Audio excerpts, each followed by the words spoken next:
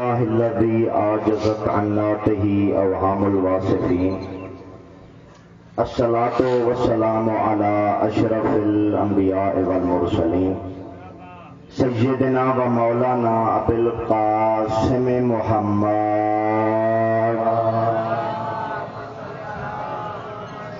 وآله الطيبين الطاهرين المعصومين ولعنة الله على أعدائهم أجمعين.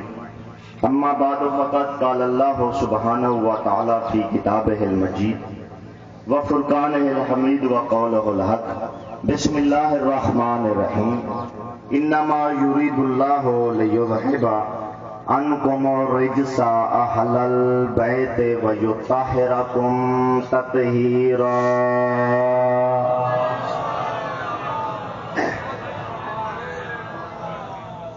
سامعین گرامی کا ارباب دانش اہل علم حضرات، دامن وقت میں اتنی وسعت نہیں ہے کہ زیادہ دیر گفتگو کی جائے.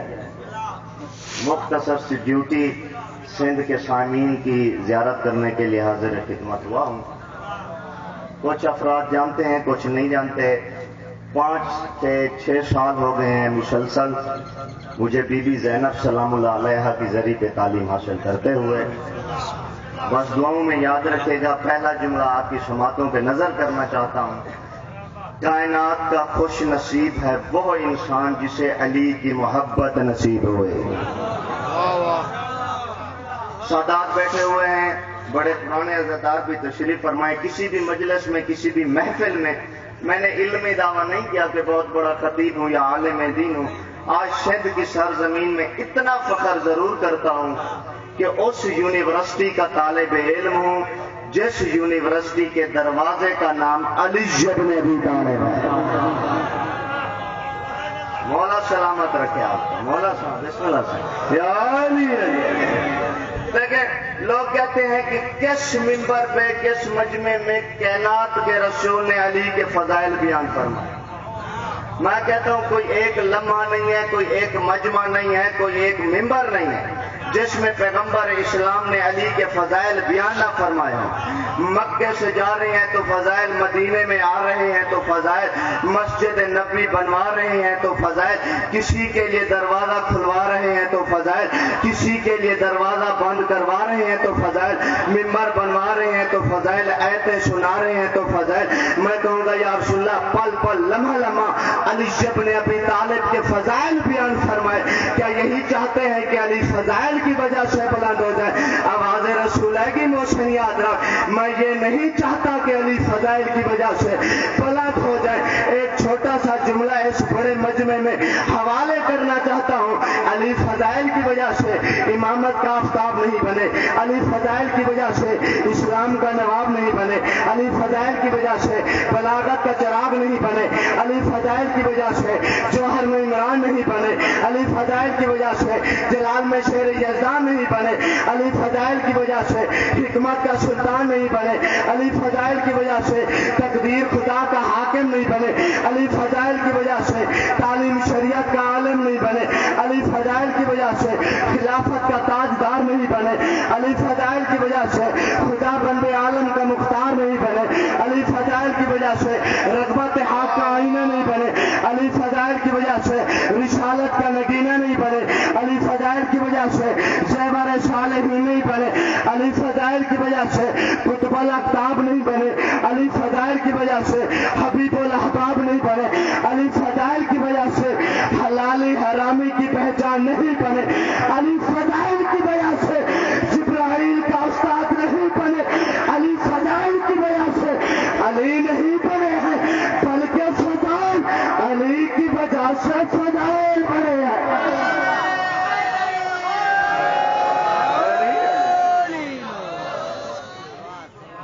علی فضائل. نادر بھائی تشریف فرمائے ہیں. دیکھیے زینبیہ شہر سے دمشق کا ہے 12 کلومیٹر کا فاصلہ. جب بھی میں وہاں مجالس پڑھتا تھا تو ایسا نعرہ لگواتا تھا کہ پوری شام کی آبادی ہل جاتی تھی. ایک جملہ حوالے کرنے لگا ہوں، دعا کر دیجئے گا میرے حق میں. یوسف نبی ہے اور گرے ہیں کنویں میں اور نکلے ہیں بچ کے. میں کہتا ہوں یوسف آپ نبی ضرور ہیں، گرے بھی کنویں میں ہیں اور نکلے بچ کے. آخر کنویں میں کوئی فون تو پڑا نہیں تھا، آپ بچ बच के निकले कैसे? मैं परेशान था। शहीद मोहसिन नकवी की रूह ने मेरा कंधा हिलाकर कहा कि मोहसिन, इनको बता दे कि मुसीबतों का इरादा बदल गया होगा, कदा का बार अचानक टल गया होगा, कुएं से निकलना महाल था। यूसुफ, अली का नाम ज़बान से निकल गया होगा।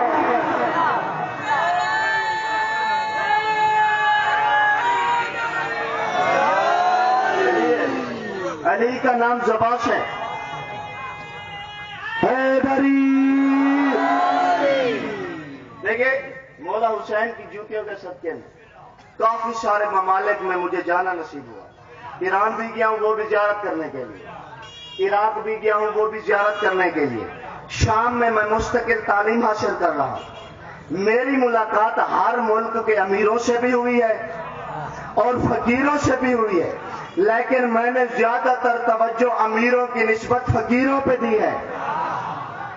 जब भी मैंने किसी फकीर को भीख मांगते हुए देखा, उसने कहा कि अल्लाह के नाम पे दे दे, मोहम्मद के नाम पे दे दे, अली के नाम पे दे दे, फातिमा के नाम पे दे दे, या शहजादों के नाम पे दे दे।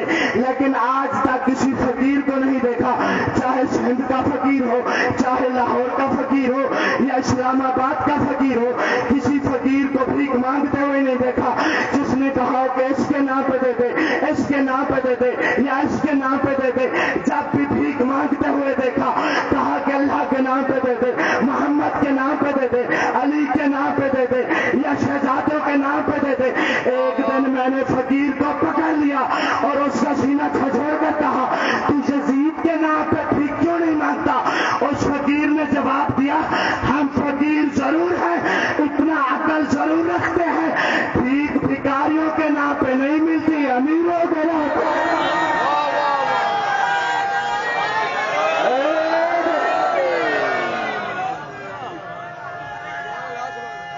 मिल के हैदरी।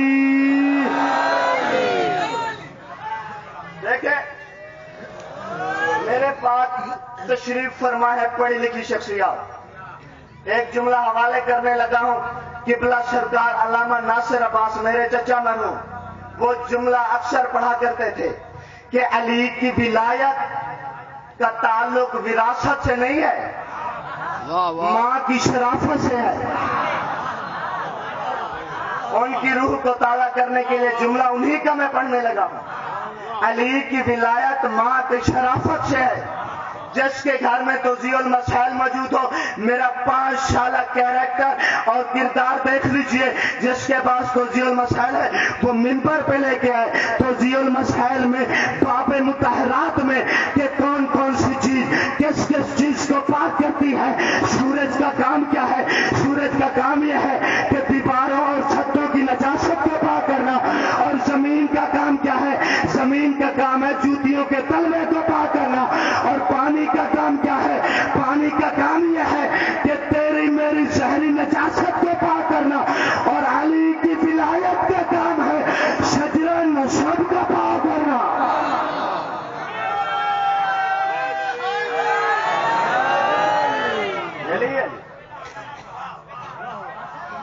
गासिब नहीं बनना चाहता, एक बानी होने की हैसियत से।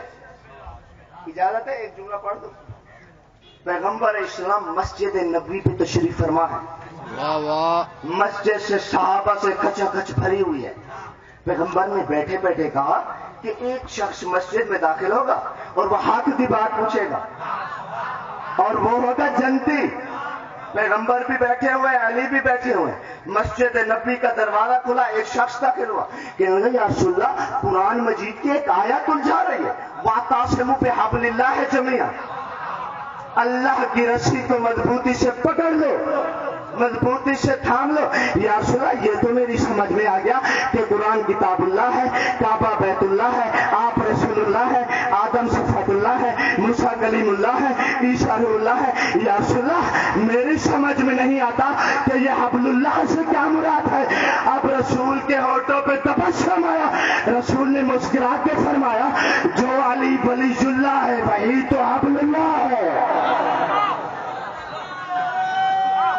जवान बोले, जवान है। वो शख्स کے مسجد سے باہر چلا گیا.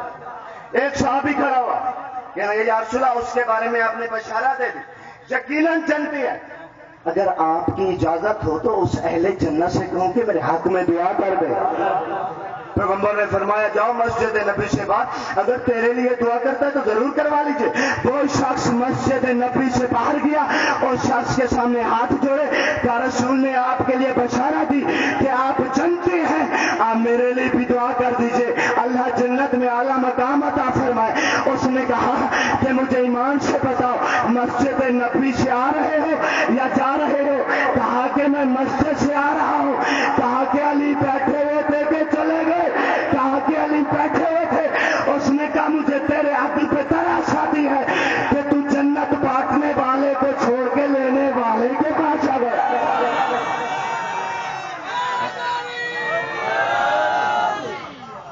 ہائے زینب کو شام میں شام ہو گئی. بڑے پرانے عزادار مومنین تشریف فرما, دو جملے میں اس بی بی کے مصائب کے پڑھنا چاہتا ہوں جس بی بی کی ذریعے پہ میں تعلیم حاصل کر رہا ہوں. زینب کو شام میں شام ہو گئی. عزاداروں سندھ سے شاہ امیر علی شاہ صاحب قافلہ لے کے جاتے ہیں, اکثر انہیں بھی میں زیارت ان کے قافلے کو کرواتا تھا. ایک شخص نے مجھ سے سوال کیا, کہا کہ بیٹا مجھے ایک سوال کا جواب دے دو. ہم پاکستان میں ذاکرین سے سنتے رہتے ہیں کہ زینب بازار شام میں گئی تھی. مجھے بتاؤ کہ وہ کون سا بازار ہے جس میں سے علی کی بیٹی کو گزارا گیا؟ آجروں کو ملن پرسد بی بی زینب کو زندگی کا پتہ نہیں ہے. دیکھیں زینب تو ایسی مظلومہ ہے, دنیا میں بھائی کو رونے نہیں دیا گیا. بی بی کی شہادت کے بعد آج بھی جا کر دیکھ لیں, بی بی کی تربت سے آواز آ رہی ہے غازی آج آج مجھے چین سے سونے نہیں. آجروں کو ملاللہ سندھ, لیکن سندھ کے کسی سینٹر چوک پہ کوئی یہودی عورت آ جائے نا, آپ سے سوال کرے کسی مجبوری کے تحت میرے سر سے چادر اتر گئی ہے, مجھے چادر دے دو میں اگلے چوک پہ واپس کر دوں گی. عزادار آپ اسے چادر ضرور دے دیں گے. ہائے زینب تیرا اپنا مقدر. زینب شام کے بازار میں پہنچی, کہتی رہی مجھے چادر دو میں رسول کی نواسی, چادر دو میں رسول کی نواسی.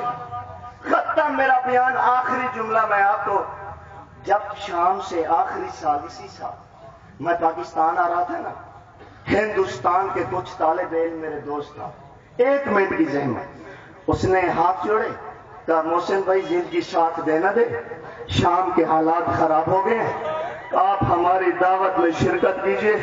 عزادار جب میں ان کی دعوت میں پہنچا, ایک سفید ریش عالم دین کو دیکھا. میں نے کہا اے مولانا آپ کو کتنے سال ہو گئے ہیں شام میں رہتے ہوئے؟ اس نے ماتم کیا, کہا بیٹا مجھے 25 سال ہو گئے ہیں. میں نے اس عالم دین سے ایک عجیب و غریب سوال کیا. میں نے کہا مولانا مجھے ایک سوال کا جواب دے دو, جہاں سے بازار شام ختم ہوتا ہے لانتی کا دربار شروع ہوتا ہے, جو شام کے زوار بیٹھے ہوئے ہو میری اس بات کی تائید کریں گے. میں نے کہا درمیان میں ایک میدان ہے, مجھے اس میدان کا کوئی تاریخی گوشہ بتاؤ. اس نے کہا سینے پہ ہاتھ رکھ. میں نے سینے پہ ہاتھ رکھا,